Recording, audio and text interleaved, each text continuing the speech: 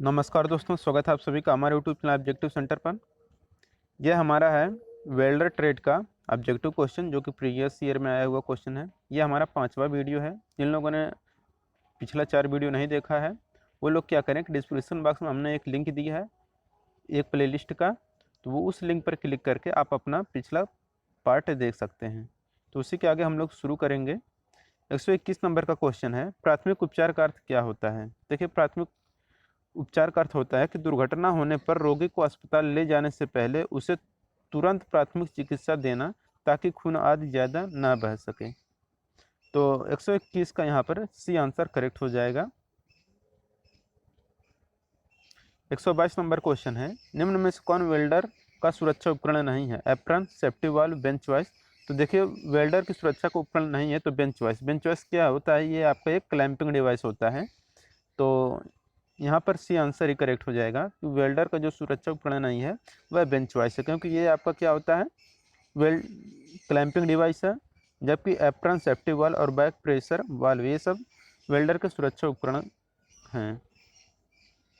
123 number question की welding सुरक्षा उपकरणों का कार्य क्या होता है। आर्क रेडिएशन से सुरक्षा, स्पैटर से सुरक्षा, टॉक्सिनक फ्यूम से सुरक्षा, उपयुक्त सभी। तो वेल्डिंग सुरक्षा उपकरणों का जो कार्य होता है वो होता है कि आर्क रेडिएशन से भी सुरक्षा, स्पैटर से भी सुरक्षा, टॉक्सिनक फ्यूम से भी सुरक्षा। तो यहाँ पर डी आंसर करेक्ट हो जाएगा, उपरोक्त सभी।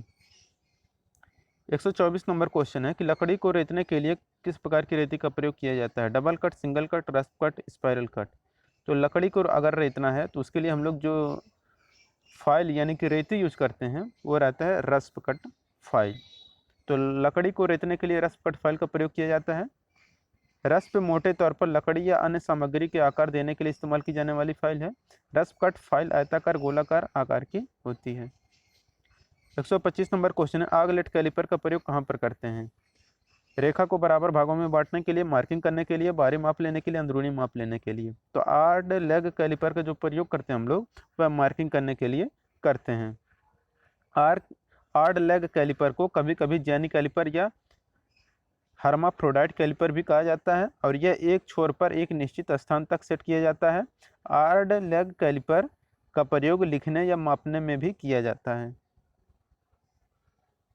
126 नंबर क्वेश्चन है कि किसी स्ट्रक्चर को वेल्ड करते समय उसकी लेवलिंग चेक करने के लिए किसका प्रयोग किया जाता है। स्ट्रेटज का, स्टील रूल का, स्पिरिट लेवल का, प्लम्ब बाब का। तो किसी स्ट्रक्चर को वेल्ड करते समय उसकी लेवलिंग चेक करने के लिए हम लोग जिसका प्रयोग करते हैं वो रहता है स्पिरिट लेवल। तो किसी स्ट्रक्चर को वेल्ड करते समय उसकी लेवलिंग चेक करने के लिए स्पिरिट लेवल का प्रयोग किया जाता है। स्पिरिट लेवल एक मापन उपकरण होता है जो कि यह दर्शाता है कि कोई समतल क्षैतिज है या नहीं। बढ़ई, राजगीर या अन्य निर्माण कार्य करने वालों के स्पिरिट लेवल भिन्न भिन्न होते हैं। इसका मुख्य कार्य अवयव स्पिरिट होता है।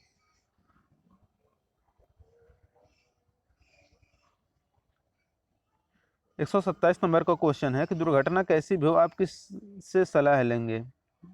तो दुर्घटना कैसी भी हो, अगर आपको सलाह लेना है तो डॉक्टर से सलाह लेंगे। तो यहाँ पर 127 का ए आंसर करेक्ट हो जाएगा, डॉक्टर। दुर्घटना कैसी भी हो आपको सर्वप्रथम डॉक्टर से सलाह लेनी चाहिए। यदि डॉक्टर को आने में देरी हो तो दुर्घटनाग्रस्त व्यक्ति को प्राथमिक उपचार करना चाहिए। यदि समय से प्राथमिक उपचार दिया जाए तो वह ठीक भी हो सकता है। यह हमारा भेल टेक्नीशियन में आया हुआ क्वेश्चन है, जहरीली गैस किस अंग को प्रभावित करती हैं। तो देखिए, जो जहरीली गैसें होती हैं यह फेफड़े को प्रभावित करती हैं। तो यहाँ पर हमारा ए आंसर करेक्ट हो जाएगा। जहरीली गैसें फेफड़ों को प्रभावित करती हैं। ओजोन को श्वास द्वारा अंदर जाने पर फेफड़ों पर प्रभाव डालती हैं, जिससे वेल्डर की कार्य क्षमता बहुत तेजी से कम हो जाती है।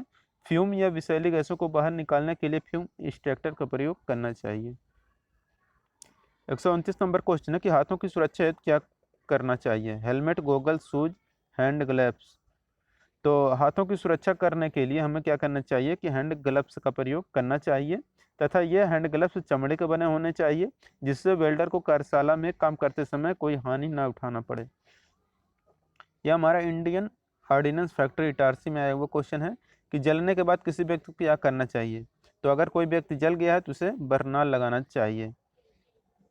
कहीं पर जल गया अगर कोई व्यक्ति तो उसे उस जगह पर बरनॉल लगाएंगे। तो 130 का यहाँ पर ये आंसर करेक्ट हो जाएगा। और जलने पर तुरंत रिलीफ के लिए बर्नॉल का प्रयोग किया जाता है। जलने पर उपचार के लिए तथा इंस्पेक्शन से बचाने के लिए बर्नॉल का प्रयोग करते हैं।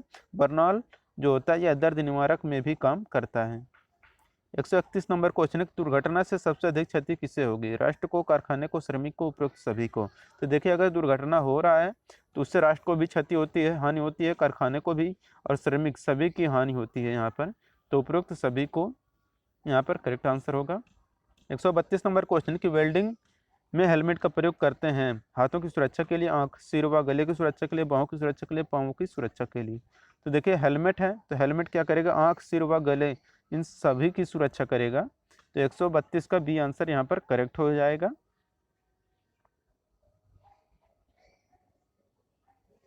133 नंबर क्वेश्चन की प्रेशर वेसल वेल्डिंग के लिए वेल्डर की योग्यता क्या होनी चाहिए?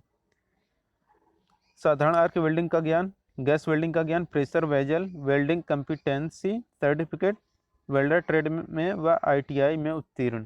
तो प्रेशर वेसल वेल्डिंग के लिए जो वेल्डर की योग्यता होनी चाहिए वो होना चाहिए कि pressure vessel welding competency certificate. Pressure vessel एक कंटेनर है जिसे परिवेश दबाव से काफ़ी अलग दबाव में गैसों या तरल पदार्थों को रखने के लिए डिजाइन किया जाता है। 134 नंबर क्वेश्चन है कि हेलमेट निम्न में से किससे बचाव करता है? आर्क, रेडिएशन से, स्पार्क से, इन दोनों से, इनमें से कोई नहीं। तो जो हेलमेट होता है यह बचाव करता है आर्क, रेडिएशन व स्पार्क दोनों से बचाव करता है। तो यहाँ पर सी आंसर करेक्ट होगा। 135 नंबर क्वेश्चन है, असुरक्षित वेल्डिंग अभ्यास से क्या होगा जब आर्क को सीधा देखा जाता है? बिजली का झटका, जलने से चोट, आंखों पर चोट, हाथ पैर और पैर का कटना। तो असुरक्षित वेल्डिंग अभ्यास से क्या होगा कि जब आर्क को सीधे देखा जाता है तो क्या होगा कि आंखों पर चोट होगी। तो असुरक्षित वेल्डिंग अभ्यास से क्या होगा कि आंखों पर चोट होगा जब आर्क को अगर आप सीधा देखेंगे तो। 136 नंबर क्वेश्चन है, एसिटिलीन जनरेटर प्रयोग करते समय क्या सावधानी रखनी चाहिए? तो एसिटिलीन जनरेटर प्रयोग करते समय जो सावधानी बरती जाती है वो होना चाहिए कि जनरेटर की पूरी जानकारी ना होने पर इसका उपयोग नहीं करना चाहिए और जलने वाली वस्तु को जनरेटर के पास नहीं रखना चाहिए। इन दोनों का होना बहुत ज़रूरी है। तो यहाँ पर सी आंसर करेक्ट हो जाएगा और भी दोनों। 137 नंबर क्वेश्चन है कि निम्न में से किसका प्रयोग करके गलित वेल्ड धातु को वायुमंडलीय प्रदूषण से आर्क वेल्डिंग से बचाया जा सकता है? फ्लक्स, सील्डेड गैसें और भी दोनों, इनमें से कोई नहीं। तो जिसका प्रयोग करके गलित वेल्ड धातु को वायुमंडलीय प्रदूषण से आर्क वेल्डिंग बचाया जा सकता है वो रहता है कि फ्लक्स और सील्डेड गैस, ये दोनों रहता है। तो यहाँ पर सी आंसर करेक्ट हो जाएगा, फ्लक्स, सील्डेड गैसें दोनों, यानी कि और भी दोनों करेक्ट होगा। 138 नंबर क्वेश्चन है कि तलोच्छिन दोष से किस प्रकार बचा जा सकता है?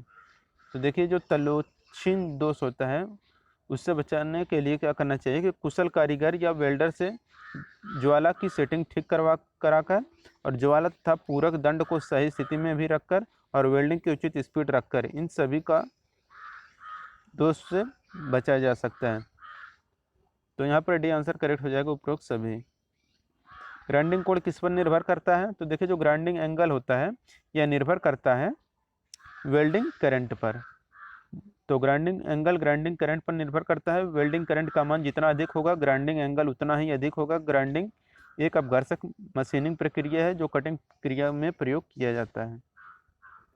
संपूर्ण जानकारी के अभाव में किसी मशीन का परिणाम क्या हो सकता है? परिष्कृत, दुर्घटना और भी दोनों, उपरोक्त में से कोई नहीं। तो अगर संपूर्ण जानकारी का अगर आपके पास अभाव है यानी कि कमी है तो आपको दुर्घटना हो सकती है। तो आप दुर्घटनाग्रस्त हो सकते हैं अगर आपके पास जानकारी का अभाव है। यहाँ पर बी आंसर करेक्ट होगा।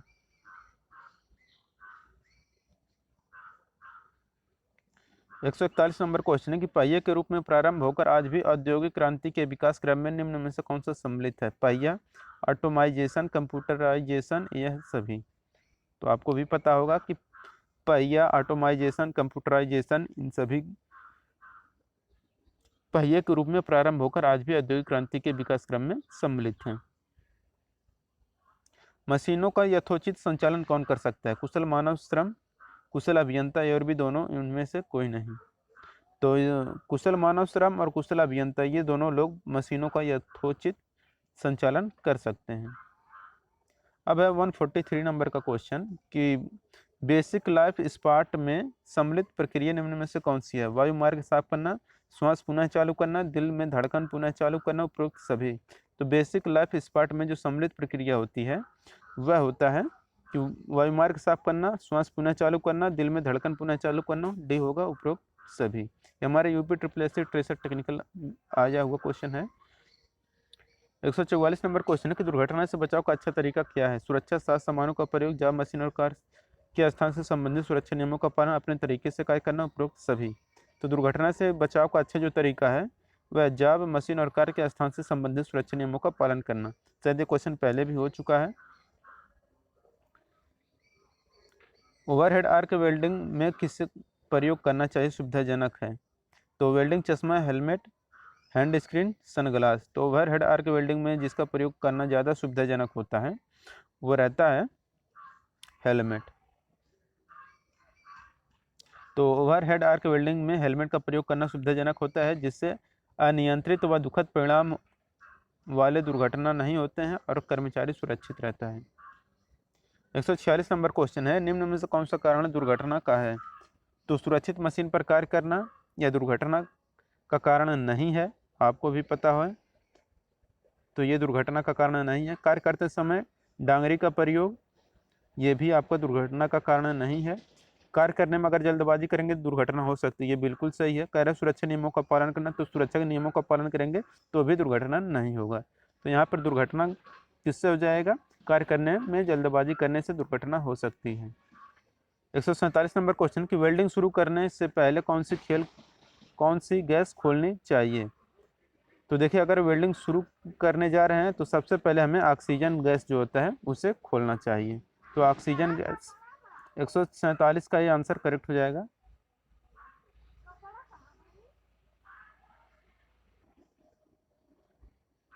अब है 148 नंबर का क्वेश्चन कि आर्क वेल्डिंग में आर्क का तापमान कितना होता है? 3500 degree Celsius, 2000 degree Celsius, 1000 degree Celsius, 500 degree Celsius. तो आर्क वेल्डिंग में जो आर्क का टेम्परेचर होता है या टेम्परेचर होता है 3500 डिग्री सेल्सियस, तथा इलेक्ट्रिक आर्क स्प्रिंग में सरफेसिंग मेटल का जो तापमान होता है वह 4000 डिग्री सेल्सियस से 5000 डिग्री सेल्सियस तक बढ़ाया जा सकता है। 149 नंबर क्वेश्चन है कि हवाई जहाज के किन भागों का निर्माण वेल्डिंग द्वारा किया जाता है?